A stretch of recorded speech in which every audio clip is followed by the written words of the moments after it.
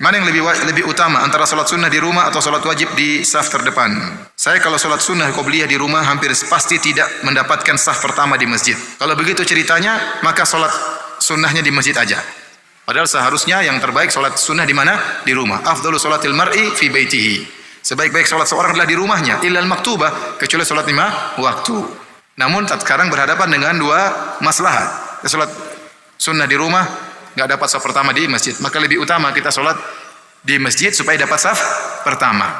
Jadi sebenarnya saya sering sampaikan waktu ada pertemuan takmir masjid, saya sampaikan bahwasanya di tanah air kita ini mengajarkan kita untuk sangat rajin. Kenapa? Kita harus sudah siap sebelum azan dikumandangkan.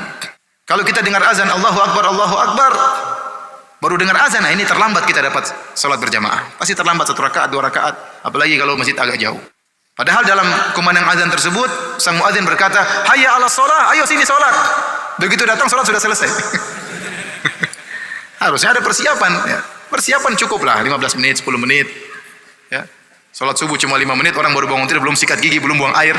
Ya gimana? Dan itu kenyataan sebagian masjid seperti itu. Kalau kita dengar azan pas bangun pas azan, sudah bakalan terlambat. Ya. Bakalan terlambat. Ada sebagian orang setiap pagi harus buang air, ada. Oleh karenanya harusnya waktunya dikasih jeda. Kalau di Arab Saudi luar biasa. Arab Saudi ya azan dikumandangkan. Allahu Akbar, Allahu Akbar. Antum bangun. Bangun. Kemudian bisa mandi dulu. Benar, mandi dulu. Kemudian jalan ke masjid dengan santai, baca doa keluar masjid, sampai sana salat 2 rakaat.